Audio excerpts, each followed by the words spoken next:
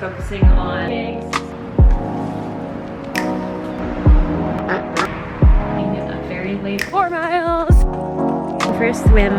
Just fun nail. Okay, I literally just. Hello.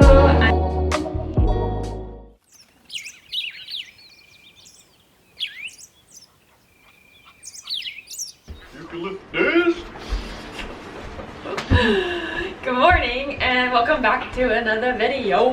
Sunday morning, still pretty early. We actually went camping last night, but just locally with my parents. And it was so fun and so wholesome. We played board games last night. It's only 10 a.m. and we've already been to 2 coffee shops. So we're caffeinated and ready to go. Originally today, Joe and I were gonna go for a 10-mile run, but we then checked the surf, which is why I'm wearing a bikini. There's a cat fight breaking out on the bed. There's really fun surf out, and as I've mentioned before, where we live, there's not really any waves in the summer. So this is like our first surf of the season, of like the fall winter season. We had to make the most of it and we are gonna go for a surf. So I thought it would be fun to start this video taking you along today. Joe made us breakfast, so let's go see what he made. Present to you duck, egg fried rice. What? And yours is the not pretty one. It's like, thank you, Joe. There's garlic, onion, red pepper, spinach, duck egg, rice, and like turmeric spices. It's so good. Thank you. Put some hair oil in.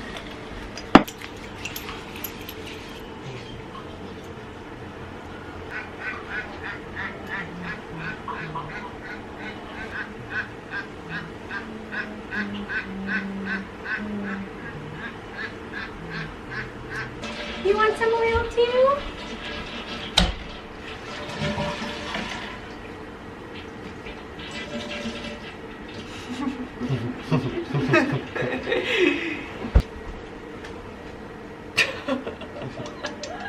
So beautiful.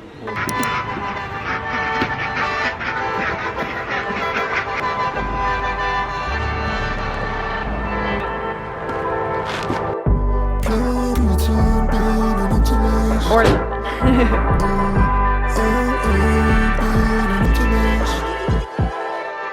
oh wait, are the ducks in?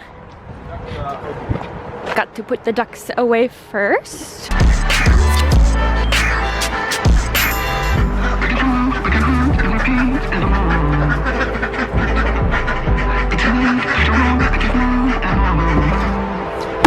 Before we go. Bye girl, see you soon. And we are off. Currently addicted to this gum right now, so check out the surf. Anywho.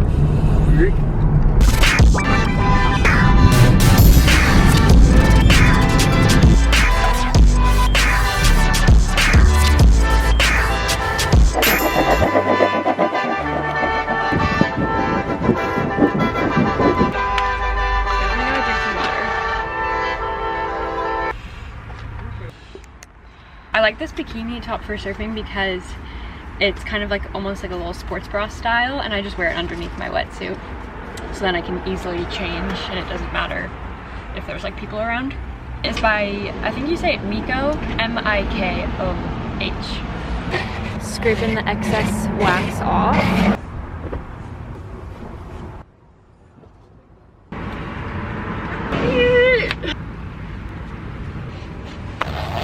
Alright, we just finished up our surf. It was so fun.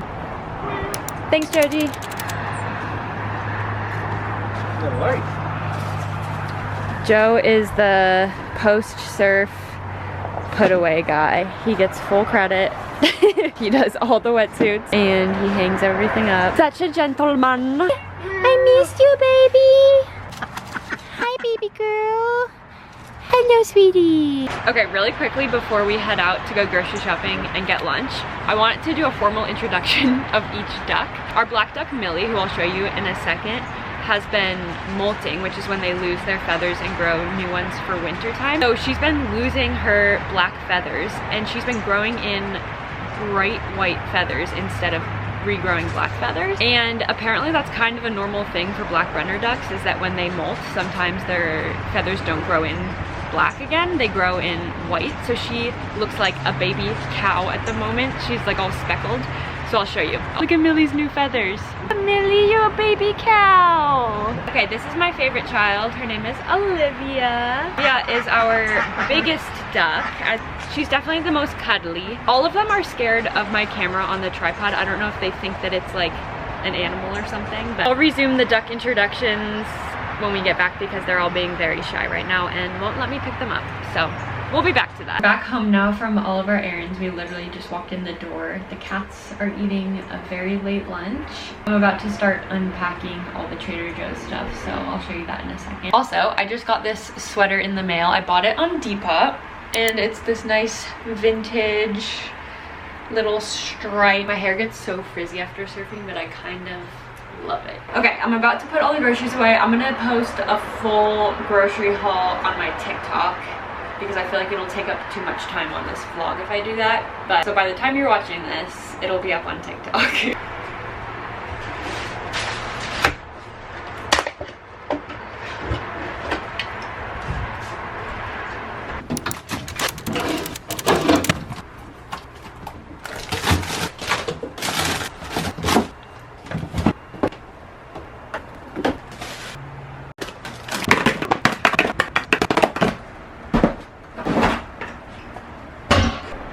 What are you doing up there? Look how cute she looks up there.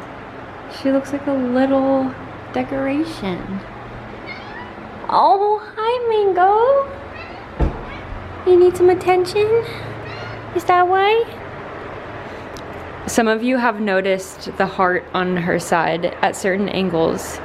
She just has the most amazing little heart shape on her belly.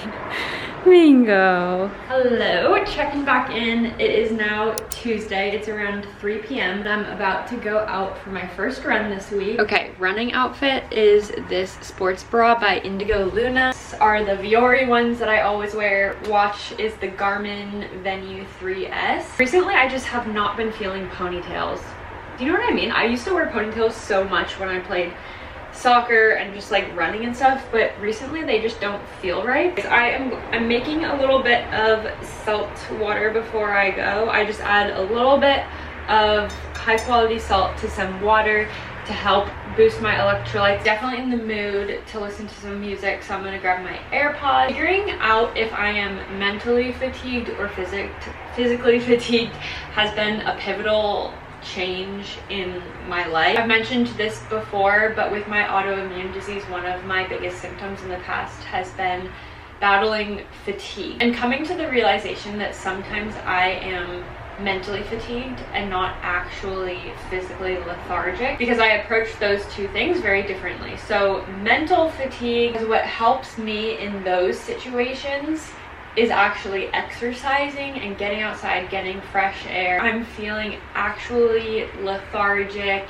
achy. When I need to baby my body a little bit more and rest, take an Epsom salt bath, get good high quality sleep, maybe up my protein, etc. And it definitely takes time and practice to differentiate the two, and it also takes a little bit of trial and error. Sometimes when I'm feeling tired and I can't really figure out why, I'll go out and exercise, and if it starts to feel really good, then I'm like, oh, this is what I need.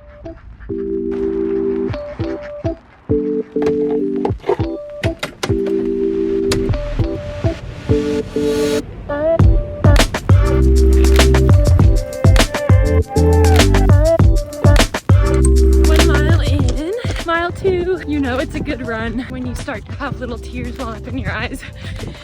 Good tears. Running really just helps me process my emotions. I swear it's free therapy. 3 miles, 4 miles. All right, just steps away from reaching 5 miles.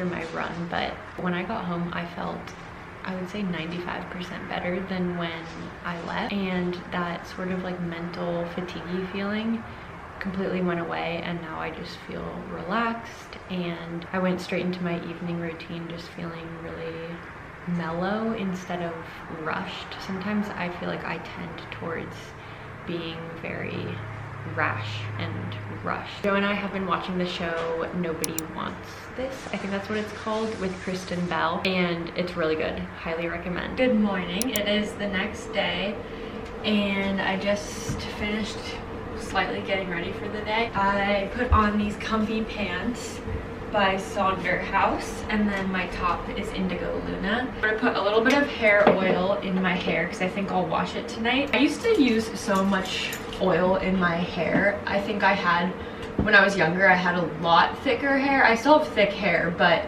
you know when you're a kid and teenager and your hair is just like at its prime? And I've recently picked that back up. My hair has been so dry recently.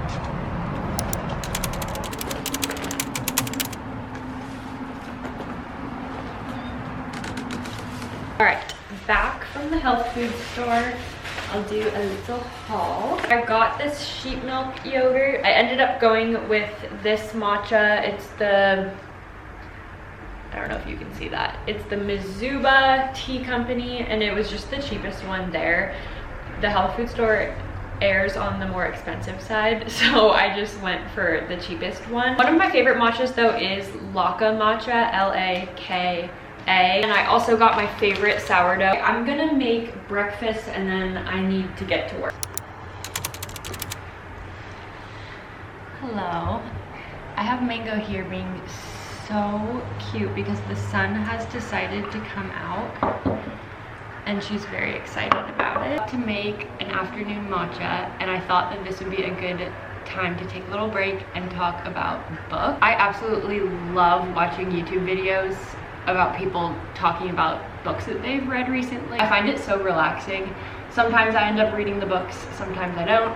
Or if I've read one of the books that they're talking about, I love hearing them talk about it. Before I start, I do want to warn you that I love cheesy romance books. I minored in English in college, very much so, all based on the classics, very essay based. So for the last 2 years of my college experience, I'd say I would spend every waking moment of my life writing some sort of essay about some classic. And don't get me wrong, I loved it. Like, I genuinely miss college classes so much. However, I think I did get kind of burnt out by the classics, but I think it did steer me more in the direction of just super lighthearted romantic books, because that's like kind of the complete opposite of what I studied. Anyways, I'm gonna start with the book This Time Next Summer by Annabelle Monaghan, I believe you say it, or Monaghan. I'm not gonna give away any spoilers when I talk about these books. I give this book a 3.8,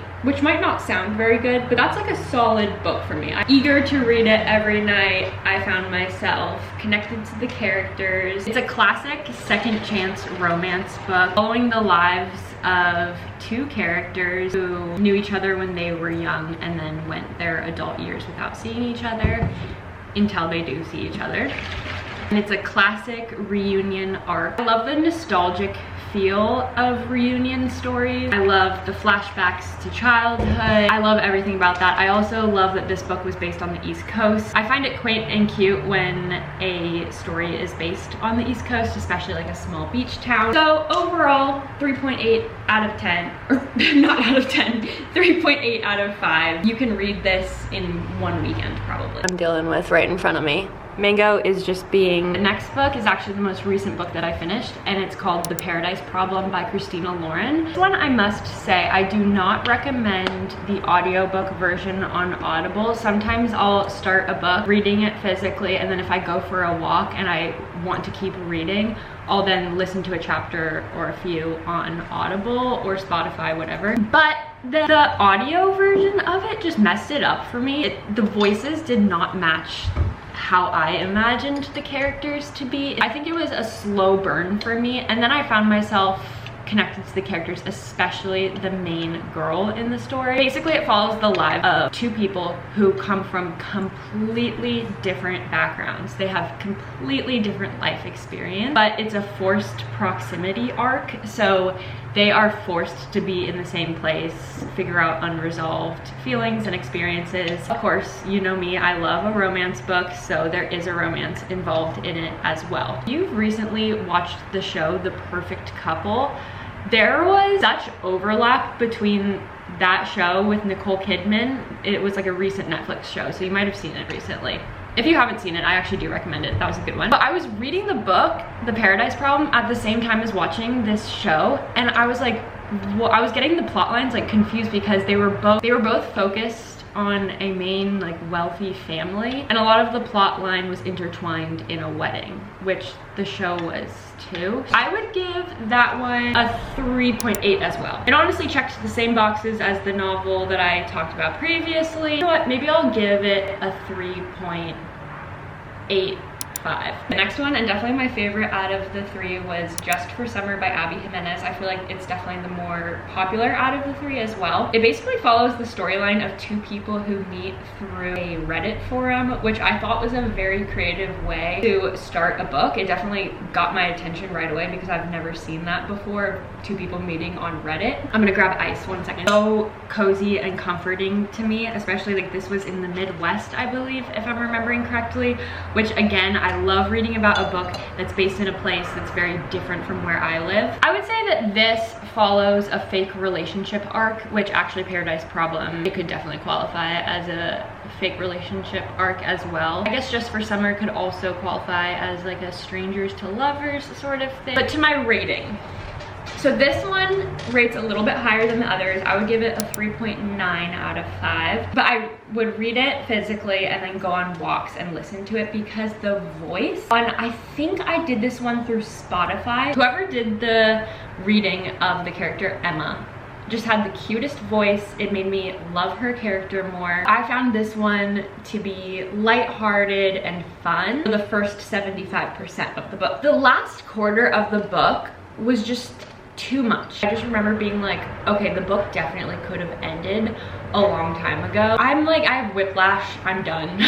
But it didn't cloud my judgment of the book too much, but it did keep it below that 4-star review mark. Please, please, please comment what you are currently reading, what you've recently read, or if you've read one of those 3 books and you have any comments on it, please let me know. Like, I love talking about books so much. I would definitely not consider myself a total bookworm or anything, but it's definitely something that I love to do, especially in the evenings and on the weekends. I'm gonna get started on dinner now. Sort of like sesame, honey, sticky chicken. It just sounded really good to me. I'm not following any sort of recipe or anything. I'm just winging it. I have chicken thighs going here. And I'm making my sauce here that I'll pour over the chicken. Joe got home from work, but he just popped out for a surf. I decided not to join him so that I could get dinner going. Plus, I just like didn't really feel like surfing because it's so cold out. I'm like, I'll stay home and do my nice little cozy evening routine.